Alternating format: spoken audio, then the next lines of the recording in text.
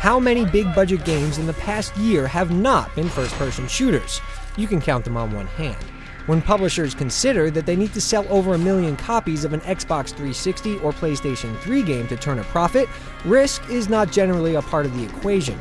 Shooters are the safe bet these days, and no publisher knows that better than Ubisoft, which is why it's all the more surprising that it went out on a limb with Assassin's Creed, one of the most innovative, imaginative games to be released in years.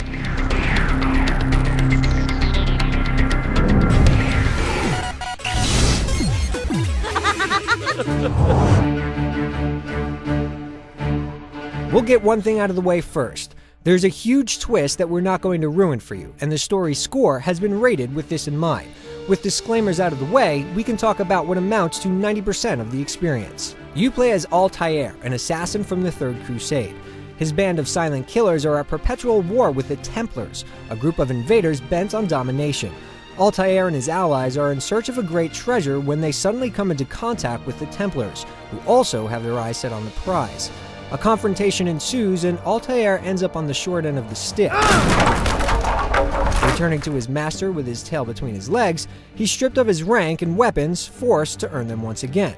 To do this, he must locate and assassinate 9 different leaders who are spreading corruption throughout the land. While we won't mention what the twist is, we can say that it provides something in a video game story that is rarely present: duality. Altair's main quest presents the player with moral issues that cloud the waters between right and wrong, making for a thoughtful, clever story that will keep you guessing until the end.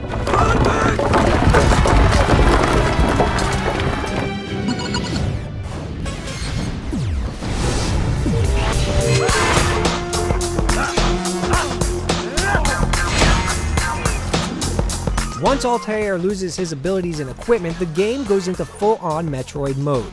As he polishes off each target, a couple are restored to him. You did well, Altair, and have earned the right to carry a blade once more. But that's not to say he's a walking arsenal. His instruments are simple yet effective, with a sword, throwing knives, and a hidden blade his only death-dealing devices. When you initially boot up the game, it can be a little confusing.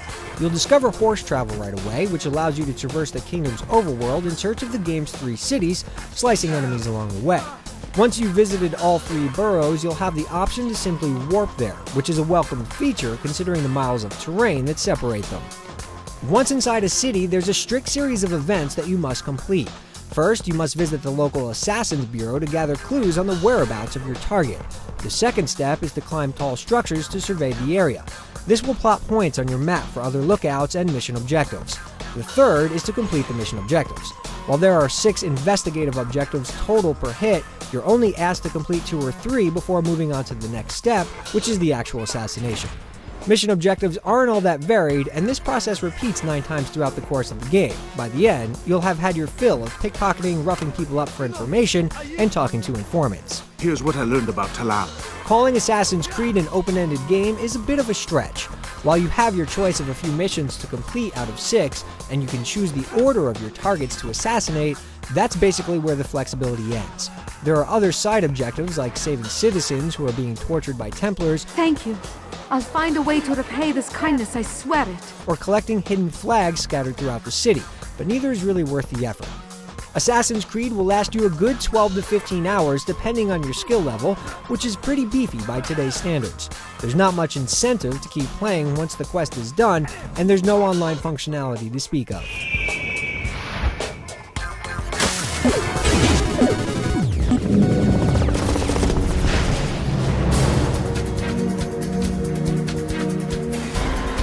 The gameplay in Assassin's Creed is basically broken down into 2 categories: navigation and combat. The game has been billed as offering complete navigational freedom, and it undoubtedly delivers.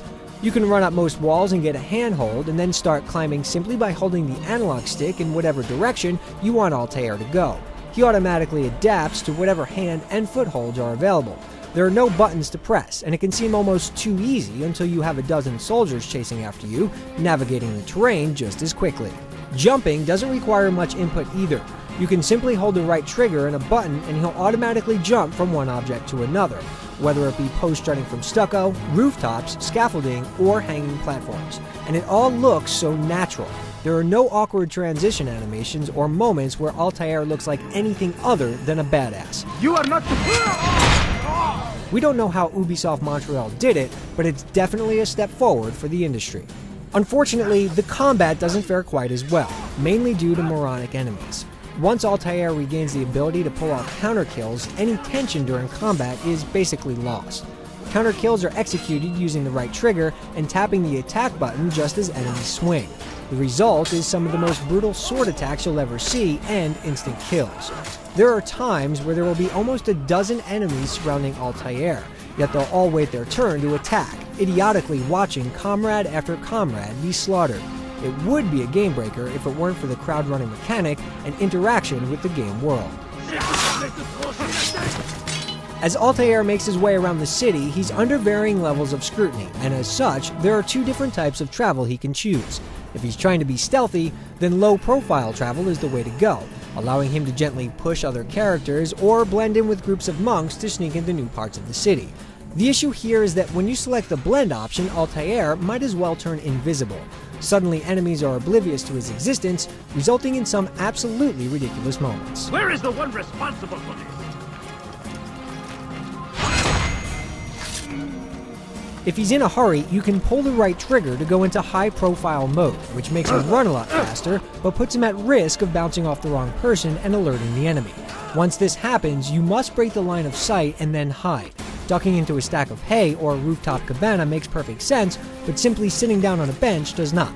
Even so, escaping provides white-knuckle moments as you desperately try to elude the agile enemies. Ha! I will catch you!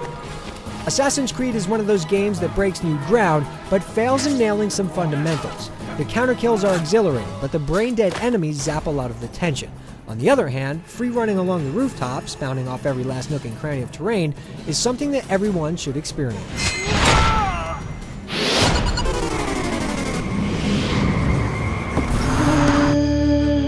Grand Theft Auto 3 was the first game to really display a living, breathing city in full 3D, but oh how far we've come. The city streets in Assassin's Creed are absolutely stunning. They're packed full of unique character models, all walking and interacting with one another in a completely natural way. Toss in rubbing elbows with the unpredictable Altair, and you have the recipe for a game that has to be seen to be believed. The game is so full of unpredictability, yet Altair never appears to move synthetically. The way he scans wall faces for handholds or transitions smoothly from one action to the next is something like we've never seen. There's a few forgivable issues, like terrain drawing in and some serious bouts of clipping, but when the sun becomes blotted out by the clouds, or you look across a city in its entirety with no visual hang-ups, all is forgiven. The voice acting is just as able, with compelling performances from the smallest of parts. Ah, he returns at last. Abbas, where are the others? Every citizen on the street has something to say in reaction to the events around them, How odd. and assassins get some great mileage out of it. Speak to me or speak to God. It's your choice.